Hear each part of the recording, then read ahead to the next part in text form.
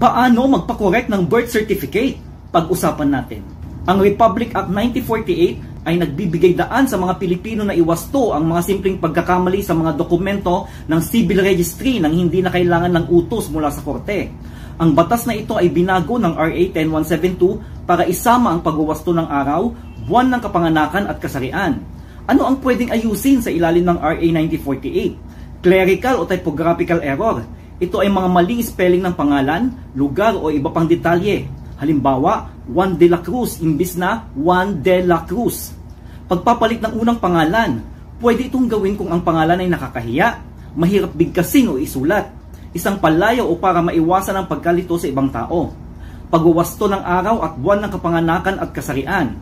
Pinapayagan ito basta ito ay clerical error at hindi pagbabago sa buong taon ng kapanganakan. Ano ang hindi pwedeng ayusin sa ilalim ng RA 1948? Ang mga sumusunod na pagwawasto ay nangangailangan pa rin ng utos mula sa korte. Pagwawasto ng taon ng kapanganakan, pagwawasto ng apelido, maliban na lang kung ito ay simpleng clerical error. Pagpapatunay ng pagiging lehitimo ng isang tao, halimbawa, pagdaragdag ng pangalan ng ama, pagwawasto ng marital status, single, married o widow, pagwawasto ng citizenship o nationality. Para sa mga kasong ito, kailangang maghain ng petisyon sa Regional Trial Court.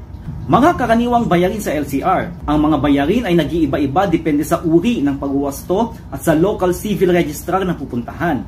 Clerical o typographical error, karaniwang nasa 1,000 pesos.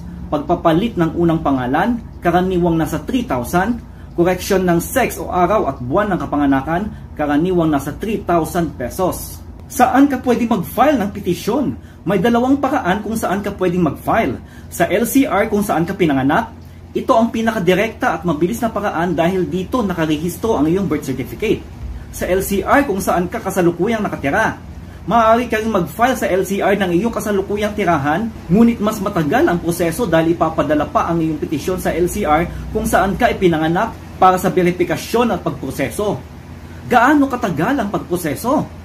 Ang buong proseso mula sa file sa LCR hanggang sa makuha mo ang bagong kopya mula sa PSA ay karaniwang tumatagal ng 3 hanggang 6 na buwan.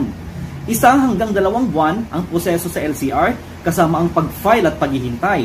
1 hanggang 3 buwan ang pagpapadala ng dokumento mula LCR hanggang PSA at ang pag-update ng PSA sa kanilang database.